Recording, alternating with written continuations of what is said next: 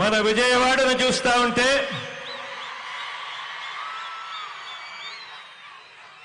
సామాజిక చైతన్యాల వాడగా ఈరోజు విజయవాడ కనిపిస్తా ఉంది.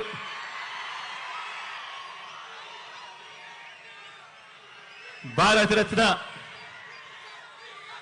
బాబాసాహెబ్ డాక్టర్ భీమ్రావ్ అంబేద్కర్ గారి మహావిగ్రహం, స్టాచ్యూ ఆఫ్ సోషల్ జస్టిస్ ఆవిష్కరణ సందర్భంగా ఇవాళ ఇక్కడికి వచ్చిన నా ప్రతి అక్కకు,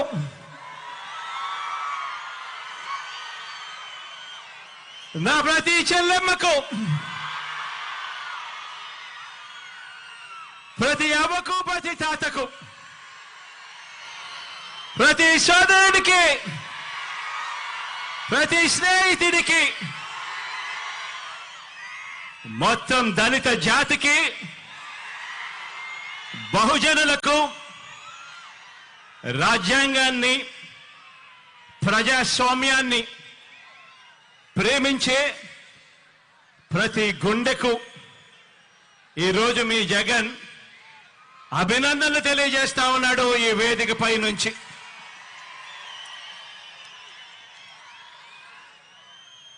ఈ మహావిగ్రహం, ఇది స్టాచ్యూ ఆఫ్ సోషల్ జస్టిస్ అంటే సామాజిక న్యాయ మహాశిల్పం. ఎప్పుడైనా కూడా ఇటువంటి విగ్రహాన్ని చూసినప్పుడు మామూలుగా అమెరికాలో స్టాచ్యూ ఆఫ్ లిబర్టీ అనే అమెరికాలో మనకు కనిపిస్తూ ఉంటుంది.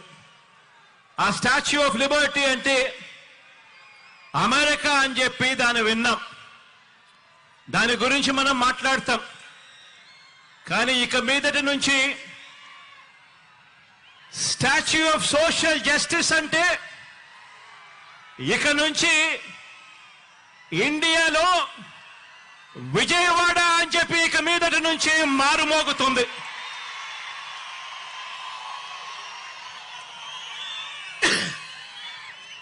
ఈ విగ్రహం మనందరి ప్రభుత్వం ఈ 56 నెలల్లో అడుగడుగునా కూడా అనుసరించిన సామాజిక న్యాయానికి నిలువెత్తు నిదర్శనం ఈ విగ్రహం ఇక్కడే విజయవాడలో ఎప్పుడు కనిపిస్తూ ఉంటుంది.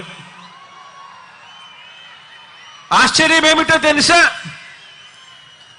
అంబేద్కర్ గారు జన్మించి 133 సంవత్సరాల తరువాత కూడా, అంబేద్కర్ గారు మరణించిన 68 సంవత్సరాల తరువాత కూడా ఈ విగ్రహాన్ని స్టాచ్యూ ఆఫ్ సోషల్ జస్టిస్ కింద, సామాజిక న్యాయ మహాశిల్పం కింద ఈ రోజుకి కూడా ఏర్పాటు చేసుకుంటా ఉన్నాం. ఆలోచన చేయమని అడుగుతా ఉన్నా. ఎందుకు చేస్తా ఉన్నాము? కారణం, ఈ విగ్రహం వేల సంవత్సరాల భారత సామాజిక చరిత్రను, వేల సంవత్సరాల భారత సామాజిక చరిత్రను, ఆర్థిక చరిత్రను, మహిళా చరిత్రను మార్చిన ఓ సంఘ సంస్కర్త, ఓ మరణం లేని మహనీయుడి విగ్రహం ఈ విజయవాడలో ఈరోజు ఆవిష్కారం అవుతా ఉంది. బాబాసాహెబ్ మన భావాల్లో ఎప్పుడూ కూడా బతికే ఉంటాడు. ఎప్పటికీ కూడా మన అడుగుల్లోనూ, మన బ్రతుకుల్లోనూ, మన భావాల్లోనూ ఆయన ఎప్పటికీ కూడా కనిపిస్తూనే ఉంటాడు. ఈ దేశంలో పెత్తందారితనం మీద, అంటరానితనం మీద, కుల అహంకార వ్యవస్థల దుర్మార్గుల మీద, ఆ దుర్మార్గాల మీద, అక్క చెల్లెమ్మలపై వివక్ష మీద పోరాటాలకు నిరంతరం స్ఫూర్తి ఇస్తూనే ఉంటాడు ఆ మహామనిషి. విజయవాడలో, అది కూడా స్వాతంత్ర సమర చరిత్ర ఉన్న మన స్వరాజ్య మైదానంలో, అది కూడా 75వ రిపబ్లిక్ డేకు సరిగ్గా వారం రోజుల ముందర మనం ఆవిష్కరిస్తా ఉన్న ఈ అంబేద్కర్ గారి మహాసుగ్రహం, మహాశిల్పం. ఈ విగ్రహం కూడా నేను చెప్తా ఉన్నాను, ఈ విగ్రహం చూసినప్పుడల్లా కూడా ఈ విగ్రహం పేదల హక్కులకు, మహిళల హక్కులకు, మానవ హక్కులకు, ప్రాథమిక హక్కులకు, సమానత్వ ఉద్యమాలకు, రాజ్యాంగ హక్కులకు నిరంతరం కూడా ఈ విగ్రహం స్ఫూర్తి ఇస్తూనే ఉంటుంది అని చెప్పి కూడా ఈ సందర్భంగా తెలియజేస్తా ఉన్నా. ఈరోజు ఒకసారి గమనించినట్టయితే ఆయన అంటరానితనం మీద, ఆధిపత్య భావజాలం మీద ఓ తిరుగుబాటుగా ఆయనను ఎప్పుడు చూసినా కూడా, ఆయన విగ్రహాన్ని ఎప్పుడు జ్ఞాపకం చేసుకున్నా కూడా మనకు కనిపిస్తూనే ఉంటాడు. ఈరోజు ఆయన సమసమాజ భావాలకు నిలువెత్తు రూపంగా కూడా ఎప్పుడూ కూడా మనందరికీ కూడా ఆయన గురించి ఆలోచన చేసినప్పుడల్లా కూడా మనందరికీ కూడా కనిపిస్తూనే ఉంటాడు. ఆయన రాజ్యాంగ హక్కుల ద్వారా, రాజ్యాంగ న్యాయాల ద్వారా నిరంతరం కూడా మనల్ని కాపాడే ఒక మహాశక్తిగా ఆయన మనందరికీ కూడా స్ఫూర్తినిస్తూనే ఉంటాడు. తమ గొంతు విప్పులేని దళిత వర్గాలకు, అల్పసంఖ్యాకులకు, వాయిస్లెస్ పీపుల్కు, అంటే తమ గొంతు వినిపించలేని ఆ అట్టడుగు ఉన్న ఆ వర్గాలకు ప్రత్యేక నియోజకవర్గాలను ఏర్పాటు చేయాలని, వారికి రిజర్వేషన్లు కల్పించాలని చరిత్ర గరితిని మార్చిన పూనా పాక్ట్ జరగడానికి కారకులు ఆ అంబేద్కర్ గారు. ఈరోజు దళిత జాతి నిలబడింది అన్నా కూడా, అల్పసంఖ్యాకులు నిలబడగలుగుతా ఉన్నారు అని అన్నా కూడా, రిజర్వేషన్లను కల్పించి ఒక్క తాటిపై వాళ్ళ నిలబెట్టే కార్యక్రమం జరిగింది అని అంటే అది ఆ అంబేద్కర్ గారి స్ఫూర్తి అని చెప్పడానికి గర్వపడతా ఉన్నా. ఈరోజు ప్రతి వాడలో ఉన్న ఆయన విగ్రహం అణగారిన వర్గాలకు నిరంతరం కూడా ధైర్యాన్ని ఇస్తుంది, శక్తినిస్తుంది, అండనిస్తుంది, ఒక మహాశక్తిగా తోడుగా నిలబడుకుంటుంది.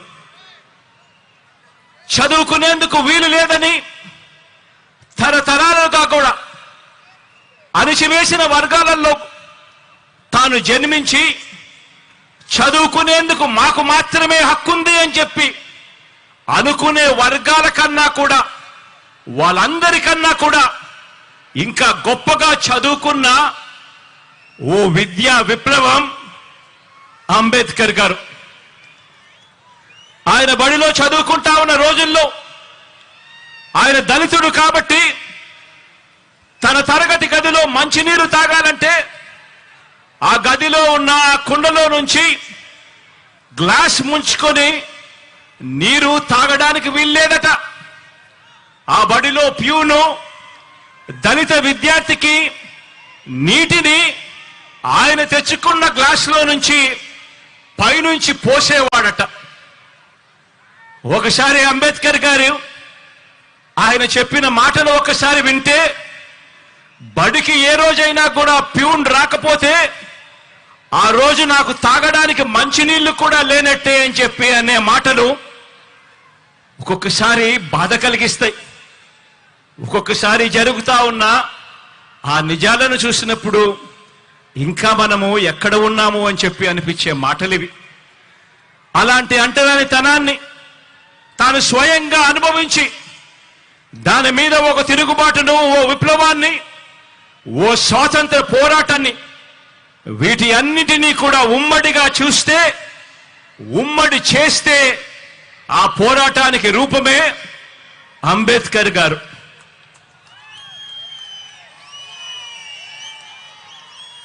అటువంటి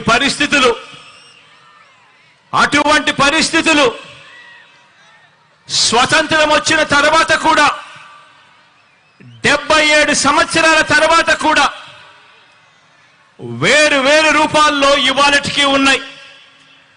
అంటరానితనం రూపం మార్చుకుంది అంతే. ఆలోచన చేయమని అడుగుతా ఉన్నా. అంటరానితనం అంటే కేవలం ఫలానా వ్యక్తుల్ని కేవలం భౌతికంగా ముట్టుకోకూడదు, దూరం పెట్టడం మాత్రమే అంటరానితనం కాదు. అంటరానితనం అంటే పేదలు ఏ బడిలో చదువుకుంటున్నారో ఆ గవర్నమెంట్ బడిని పాడు పెట్టడం కూడా రూపం మార్చుకున్న అంటరానితనమే అని చెప్పి నేను ఈ సందర్భంగా తెలియజేస్తా ఉన్నాను. డబ్బులున్న వారి పిల్లలకు ఒక మీడియం, పేద పిల్లలకు మరో మీడియం అని వివక్ష పాటించి పేద పిల్లలు తెలుగు మీడియంలోనే చదవాలని, వారు ఇంగ్లీష్ మీడియంలో చదవరాదని బరి తెగించి వాదించడం కూడా రూపం మార్చుకున్న అంటరానితనమే. ఈరోజు కూడా ఈ అహంకారులు, ఈ పెత్తందారులు తమ పత్రికలో రాశారు. ఈరోజు పొద్దున్నే కూడా పత్రిక చదివా. అంబేద్కర్ గారు తెలుగు మీడియం మాత్రమే ఉండాలని అన్నాడట. నిజంగా ఈ పెత్తందారుల పిల్లలు, ఈ పెత్తందారుల మనవళ్ళు మాత్రం ఇంగ్లీష్ మీడియంలోనే చదువుతారట. నిజంగా ఇలా మాటలు చూస్తే నిజంగా ఒక నిజం చెప్పకూడదు, అబద్ధాలు ఏ స్థాయిలో చెప్తా ఉన్నారు అని చెప్పి చూస్తే నిజంగా గుండెకు బాధ అనిపిస్తుంది. వాస్తవం ఏమిటి అని అంటే, నిజమేమిటో అంటే అంబేద్కర్ గారు చదువుకున్నది ఇంగ్లీష్ మీడియంలో. ఆయన పిల్లవాడిగా 4వ తరగతి ఇంగ్లీష్ మీడియంలో 4వ తరగతి ఆయన పాస్ అయినప్పుడు ఆయన బంధుమిత్రులంతా కూడా పండగ చేసుకున్నారట. కానీ ఈ పెత్తందారుల పత్రిక, ఆ ఈనాడు పత్రిక, కానీ ఆ పత్రిక ముసుగులో తాము పాటించే ఈ అంటరానితనాన్ని, అబద్ధాలతో అందమైన మేకప్ వేయాలనుకున్న ఇలాంటి దుర్మార్గులు, ఇలాంటి నీచులు మన దళితులకు, మన బహుజనులకు వ్యతిరేకులు, చివరికి చరిత్ర కూడా ఇలాంటి వాళ్ళు వక్రీకరిస్తూ రాతలు రాస్తా ఉన్నారు అనంటే ఏ స్థాయికి నిజంగా పాత్రికేయం పడిపోయింది అని చెప్పి ఆలోచన చేయమని కోరుతా ఉన్నా. ఈరోజు పేద కులాల వారు ఎప్పటికీ కూడా తమ పొలాలలో పనివారిగానే ఉండిపోవాలట. పేద కులాల వారు ఎప్పటికీ కూడా తమ ఇళ్లలో పనివారిగానే ఉండిపోవాలట. తమకు సేవకులుగా ఉండిపోవాలట. చిన్న చిన్న వృత్తులు, చిన్న చిన్న వ్యాపారాలు మాత్రమే వాళ్ళు చేసుకోవాలట. తమ అవసరాలు తీర్చే వారిగా మాత్రమే వాళ్ళు మిగిలిపోవాలట. ఇలాంటి ఆలోచనలు కూడా రూపం మార్చుకున్న అంటరానితనమే. పేదలు ఏ హాస్పిటల్లోకి వైద్యం చేయించుకుంటున్నారో ఆ గవర్నమెంట్ హాస్పిటళ్లలో ఎక్కడైతే పేదలకు ఉచితంగా వైద్యం అందుతా ఉందో అటువంటి హాస్పిటల్లన్నీ కూడా నీరుగార్చడం, పేదలు ఏ బస్సుల్లో అయితే ఎక్కుతున్నారో ఆ ఆర్టీసీని కూడా ప్రైవేట్కు అమ్మేయాలని అనుకోవడం, ఇవన్నీ కూడా రూపం మార్చుకున్న అంటరానితనమే. ఏ పౌర సేవ కావాలన్నా కూడా, ఏ పథకం పేదవాడికి కావాలన్నా కూడా ఆ పేదలు లంచాలు ఇచ్చుకుంటూ వివక్షకు లోనవుతూ కార్యాలయాల చుట్టూ తిరుగుతూ జన్మభూమి కమిటీల చుట్టూ తిరిగేలా వారి సహనాన్ని పరీక్షించడం కూడా రూపం మార్చుకున్న అంటరానితనమే. అవ్వ తాతలకు పెన్షన్ కావాలన్నా, రైతన్నలకు ఎరువులు కావాలన్నా పొద్దున్నే లేచి పొడువాటి లైన్లలో ఆ క్యూలల్లో నిలబడి చివరికి ఆ క్యూలలోనే మనుషులు చనిపోతున్నా కూడా పాలకుల గుండె కరక్కపోవడం కూడా ఇవన్నీ కూడా రూపం మార్చుకున్న అంటరానితనమే. ఈ అంటరానితనంలో పేదల మీద పెత్తందారి భావజాలంలో ఇవన్నీ కూడా భాగాలే. ఎస్సీల అసైన్డ్ భూముల్ని కూడా కాజేసి తాము గజాల లెక్కన అమ్ముకోవాలనుకున్న రియల్ ఎస్టేట్ రాజధానిలో పేద సామాజిక వర్గాలకు చోటు లేకుండా తాము మాత్రమే ఒక కోట కట్టుకోవాలన్న కుతంత్రాలు చేయడం కూడా రూపం మార్చుకున్న అంటరానితనమే. రూపం మార్చుకున్న ఈ అంటరానితనం అంటే పేదల ఇళ్ల నిర్మాణానికి భూములు ఇస్తే సామాజిక సమతౌల్యం దెబ్బతింటుంది అని చెప్పి ఏకంగా కోర్టులకు వెళ్ళి ఆ కోర్టుల్లో కేసులు వేసి సిగ్గు లేకుండా వాదించడం కూడా రూపం మార్చుకున్న అంటరానితనమే. రూపం మార్చుకున్న అంటరానితనం అంటే మన ఎస్సీలు, మన ఎస్టీలు, మన బీసీలు, మన మైనారిటీలు, మన నిరుపేద పిల్లలు చదువుకునే ఆ గవర్నమెంట్ బడులలో ఇంగ్లీష్ మీడియం చదువులు చెప్పడానికి వీల్లేదని కోర్టులకు వెళ్లి సైతం పిటిషన్లు వేయడం కూడా రూపం మార్చుకున్న అంటరానితనమే. ఆ పేద వర్గాల పిల్లలకు ట్యాబులు ఇస్తే అందులో వారు చూడకూడనివి చూస్తున్నారంటూ వాళ్ళ పిల్లల చేతుల్లో కూడా సెల్ ఫోన్లు ఉన్నాయని, ట్యాబులు ఉన్నాయి అన్న విషయాన్ని ఉద్దేశపూర్వకంగా కూడా మర్చిపోతూ డిజిటల్ లిటరసీని మన పేద పిల్లలకు ఇవ్వటానికి వీల్లేదని చెప్పి కుట్రపూరితంగా రాతలు రాయడం, వాదించడం కూడా రూపం మార్చుకున్న అంటరానితనమే. స్వాతంత్రం వచ్చి 77 సంవత్సరాలు గడుస్తా ఉన్నా కూడా ఇప్పటికీ కూడా అలాగే మిగిలిపోయి ఉన్న ఈ రూపం మార్చుకున్న ఈ అంటరానితనం మీద ఈ 56 నెలలుగా మనం చేస్తా ఉన్న ఒక సామాజిక, ఆర్థిక, రాజకీయ యుద్ధానికి నిలువెత్తు నిదర్శనంగా ఈ అంబేద్కర్ గారి విగ్రహం ఎప్పటికీ కూడా కనిపిస్తానే ఉంటుంది. ఈ విగ్రహం దేశంలోనే కాదు ప్రపంచంలోనే అతిపెద్ద అంబేద్కర్ గారి విగ్రహం అని కూడా చెప్పడానికి గర్వపడతా ఉన్నా. దేశంలోనే కాదు ప్రపంచంలోనే అతిపెద్ద అంబేద్కర్ గారి విగ్రహం అని చెప్పడానికి గర్వపడతా ఉన్నా. ఇది 81 అడుగుల వేదిక మీద ఏర్పాటు చేసి 125 అడుగుల మహావిగ్రహం అంటే 206 అడుగుల ఎత్తైన ఈ విగ్రహం దేశంతో కాదు మనం పోటీ పడేది, ప్రపంచంతోనే పోటీ పడతా ఉన్నామని చెప్పి కూడా ఈ సందర్భంగా తెలియజేస్తా ఉన్నా.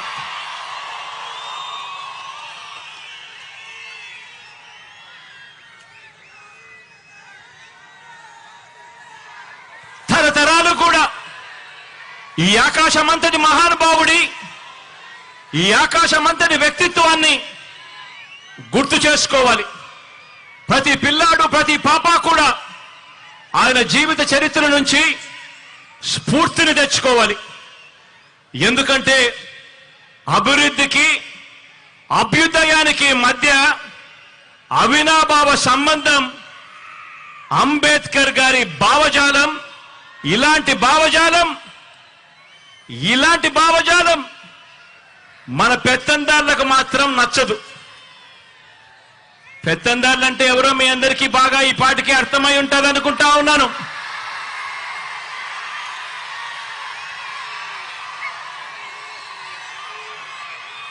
ఇలాంటి అంబేద్కర్ గారి భావజాలం ఈ పెత్తందారులకు మాత్రం అస్సలు నచ్చదు. దళితులకు చంద్రబాబు నాయుడు గారు సెంట్ భూమిని ఇళ్ల నిర్మాణానికి ఇచ్చింది లేదు, అంబేద్కర్ గారి విగ్రహం నిర్మించింది అంతకన్నా కూడా లేదు. ఎందుకంటే చంద్రబాబు గారి రక్తంలోనే ఎస్సీ, ఎస్టీ, బీసీ మైనారిటీల మీద ఏ కోశానా కూడా ఏ నాడు కూడా ఈ మనిషికి ప్రేమే లేదు. ఎస్సీలో పుట్టాలని ఎవరైనా అనుకుంటారా అని ఒక ముఖ్యమంత్రి స్థానంలో ఉన్న వ్యక్తి నోరు పారేసుకుంటే గ్రామాలలో ఆ ఎస్సీలు ఎలా బ్రతకగలుగుతారు అని చెప్పి కనీసం ఆలోచన కూడా చేయకుండా నోట్లో నుంచి అంత చులకనగా మాట్లాడే స్వభావం. బీసీల తోకలు కత్తిరిస్తా ఖబర్దార్ అన్న వ్యక్తి, పేద సామాజిక వర్గాలంటే గిట్టని ఈ వ్యక్తి మన మాదిరిగా ఈ పేద అక్క చెల్లెమ్మలు బాగుండాలి, ఈ పేద కుటుంబాలు బాగుండాలి అని ఏకంగా 31 లక్షల ఇళ్ల పట్టాలు రాష్ట్రంలో ఎప్పుడు జరగని విధంగా, దేశంలో కూడా ఎప్పుడు చూడని విధంగా ఏకంగా 31 లక్షల ఇళ్ల పట్టాలు, అందులో 22 లక్షల ఇళ్ల నిర్మాణం చేయాలని ఆ పెద్ద మనిషికి ఎందుకు అనిపిస్తుంది? పెత్తందారి పార్టీలకు, ఈ పెత్తందారి నాయకులకు చదువుకునే మన పేద పిల్లలకు ఒక అమ్మఒడి ఇవ్వాలని, ఓ విద్యా దీవెన ఇవ్వాలని, ఓ వసతి దీవెన ఇవ్వాలని, ఓ గోరు ముద్ద ఇవ్వాలని, ఓ విద్యా కానుక ఇవ్వాలని, ఓ ట్యాబులు ఇవ్వాలని, ఓ ఇంగ్లీష్ మీడియంలో చదువులు చెప్పించాలని, బైలింగ్వల్ టెక్స్ట్ బుక్స్ ఇవ్వాలని, మన గవర్నమెంట్ బడులలో మన క్లాస్ రూమ్లలో డిజిటైజేషన్ జరగాలి అని, ఐఎఫ్పీలను ఏర్పాటు చేయాలని, నాడు నేడుతో మన చదువులు మన బడులు రూపురేఖలు మార్చాలి అని ఇటువంటి పెత్తందారి నాయకులకు గాని, ఇటువంటి పెత్తందారి పార్టీలకు గాని ఎందుకు అనిపిస్తుంది అని ఒక్కసారి ఆలోచన చేయమని అడుగుతా ఉన్నా. పెత్తందారి పార్టీలకు, పెత్తందారి నాయకులకు మన అక్క చెల్లెమ్మలకు ఒక దిశ ఆప్ తేవాలని, మన అక్క చెల్లెమ్మలకు ఒక అమ్మఒడి ఇవ్వాలని, మన అక్క చెల్లెమ్మలకు ఒక ఆసరా ఇవ్వాలని, మన అక్క చెల్లెమ్మలకు ఒక 0 వడ్డీ తేవాలని, ఒక 0 వడ్డీ ఇవ్వాలని, ఒక చేయూత ఇవ్వాలని, అక్క చెల్లెమ్మల పేరిట 31 లక్షల ఇళ్ల పట్టాలు ఇవ్వాలని, అందులో 22 లక్షల ఇళ్ల నిర్మాణం పూర్తి చేసి కట్టించి ఇచ్చి ఆ అక్క చెల్లెమ్మల ముఖాలలో చిరునవ్వులు చూడాలని ఆ పెత్తందారి పార్టీలకు, ఆ పెత్తందారి నాయకులకు ఎందుకు అనిపిస్తుంది అని ఒక్కసారి ఆలోచన చేయమని అడుగుతా ఉన్నా. పెత్తందారి పార్టీలకు, ఆ పెత్తందారి నాయకులకు మన రైతన్నలకు పగటిపూట 9 గంటల పాటు ఉచిత విద్యుత్ ఇవ్వాలని, ఒక రైతు భరోసాతో రైతన్నను ఆదుకోవాలని, వారిని చేయి పట్టుకొని నడిపించే ఒక ఆర్బీకే వ్యవస్థను వాళ్ళ ముందరే పెట్టాలి అని చెప్పి ఎందుకు అనిపిస్తుంది అని చెప్పి ఒక్కసారి ఆలోచన చేయమని కోరుతా ఉన్నా. పెత్తందారి పార్టీలకు, పెత్తందారి నాయకులకు, పేదలకు వైద్యం ఆరోగ్యం పట్ల వారికి ఒక మెరుగైన ఆరోగ్యశ్రీ పథకం రావాలని, ఇవ్వాలని, ఓ ఆరోగ్య ఆసరాతో ఆదుకోవాలని, ఓ 104 ఒక 108 ఫోన్ కొడితే చాలు కుయ్ కుయ్ కుయ్ అంటూ ఆ పేదవాడు ముంగిటికి వచ్చి ఆ పేదవాడికి అండగా నిలబడే పరిస్థితి రావాలని, గ్రామ స్థాయిలోనే ఓ విలేజ్ క్లినిక్ రావాలని, ఓ ఫ్యామిలీ డాక్టర్ కాన్సెప్ట్ తీసుకొని రావాలి అని, హాస్పిటల్లన్నీ కూడా రూపురేఖలు మారాలని, ఆ హాస్పిటల్లో పేదవాడు వైద్యం కోసం వెళితే ఏకంగా 53,000 మంది డాక్టర్లను, నర్సులను హాస్పిటల్లో రిక్రూట్ చెయ్యాలి ఎందుకు అనిపిస్తుంది అని చెప్పి ఆలోచన చేయమని కోరుతా ఉన్నా.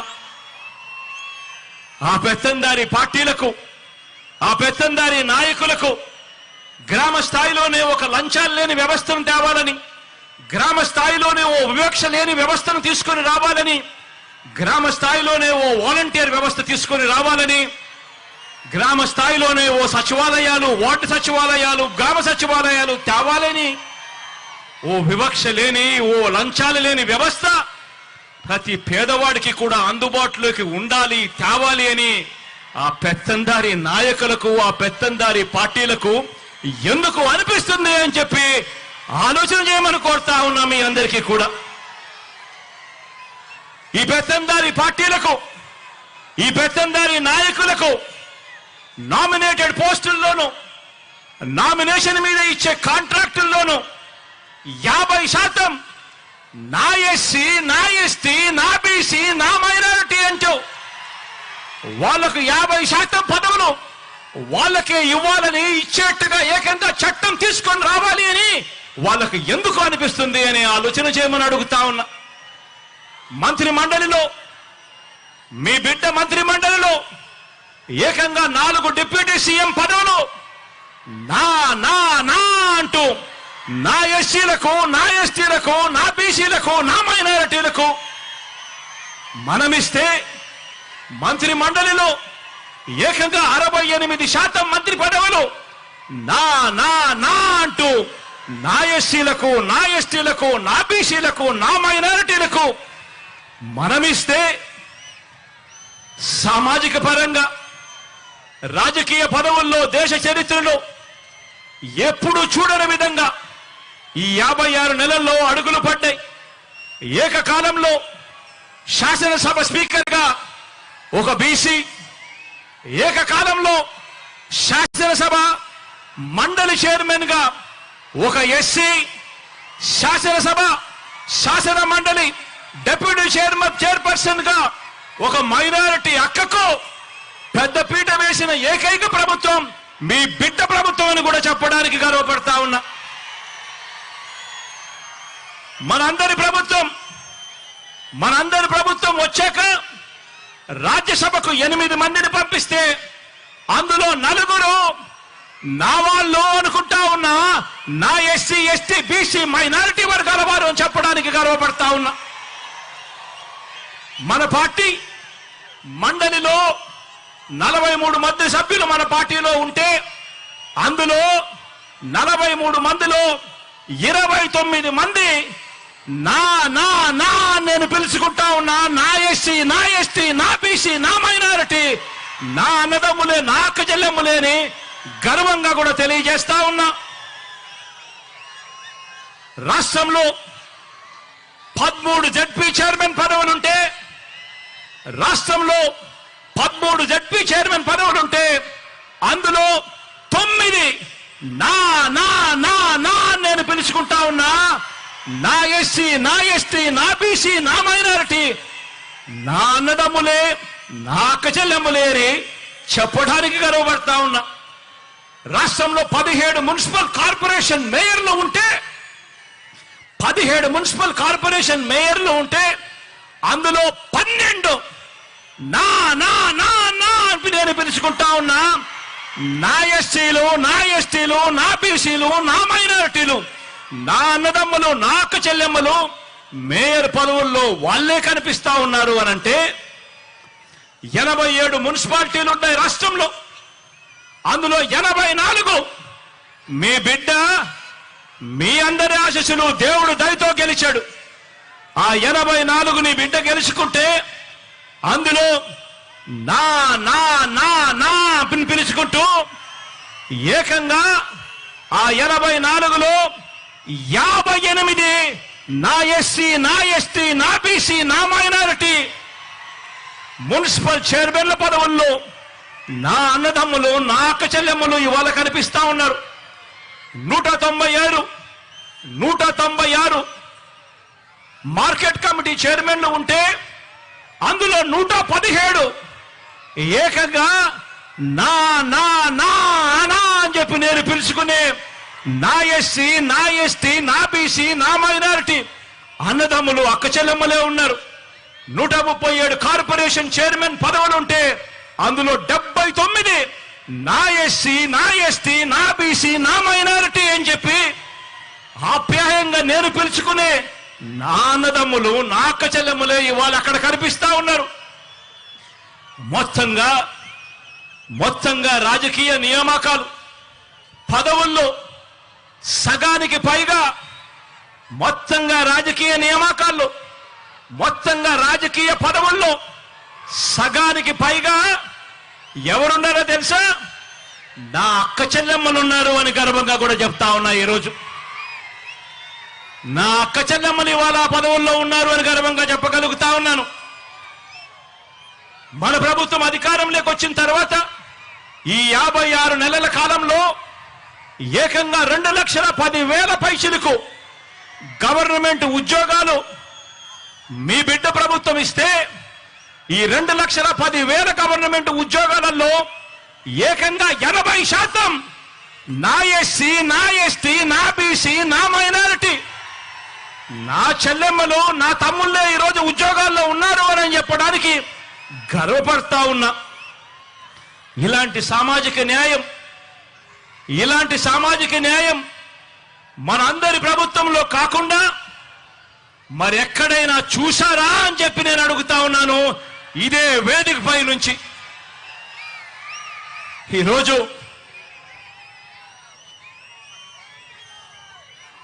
ఈ పెత్తందారి పార్టీలకు, ఈ పెత్తందారి నాయకులకు నా ఎస్సీలు, నా ఎస్టీలు, నా బీసీలు, నా మైనారిటీలు వారి కోసం నవరత్నాల పాలన అందించాలని కడుపులో ఉన్న బిడ్డ దగ్గర నుంచి పండు ముసలి అవ్వ తాత వరకు అందరి పట్ల ప్రేమ మమకారం చూపాలని వీళ్ళకి ఏ రోజైనా అనిపించిందా అని చెప్పి నేను అడుగుతా ఉన్నా.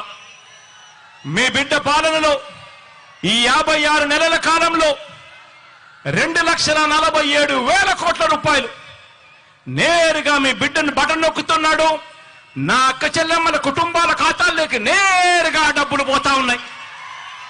ఎక్కడా లంచాలు లేవు, ఎక్కడా వివక్ష లేదు. మరి రాష్ట్రాన్ని దోచుకునేందుకు మాత్రమే రాష్ట్రంలో పదవులు కావాలి అని చెప్పి ఆకాంక్షిస్తా ఉన్న ఈ పెత్తందారి పార్టీలకు, ఈ పెత్తందారి నాయకులకు ఏ రోజైనా కూడా ఇలాంటి వాళ్లకు ఇలా బటన్ నొక్కడం, ఇలా బటన్ నొక్కితే 2,47,000 కోట్లు పేద అక్క చెల్లెమ్మలకు పోయే పరిస్థితి ఉంటుంది, ఇలాంటి కార్యక్రమం చేయగలుగుతాము అని చెప్పి ఏ రోజైనా అనిపించిందా అని చెప్పి ఒక్కసారి ఆలోచన చేయమని కోరుతా ఉన్నా.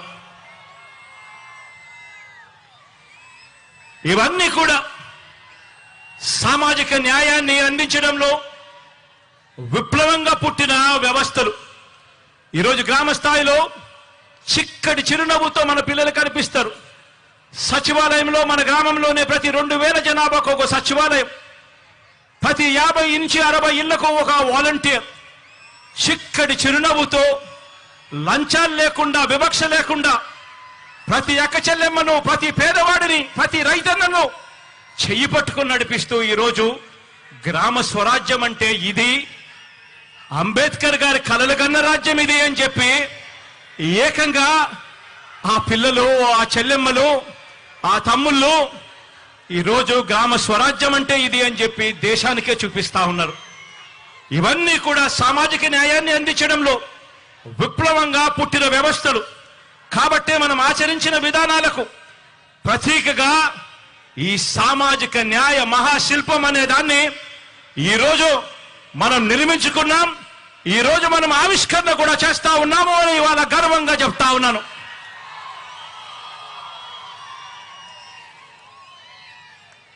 ఈరోజు మనందరి ప్రభుత్వం, మీ బిడ్డ ప్రభుత్వం, మీ కష్టం తెలిసిన మీ అన్న ప్రభుత్వం ఇంటింటా కూడా ప్రతి గ్రామం నుంచి కుప్పం నుంచి ఇచ్చాపురం వరకు ఏ గ్రామాన్నైనా కూడా తీసుకోండి, ప్రతి గ్రామంలో కూడా మార్పులు కనిపిస్తాయి.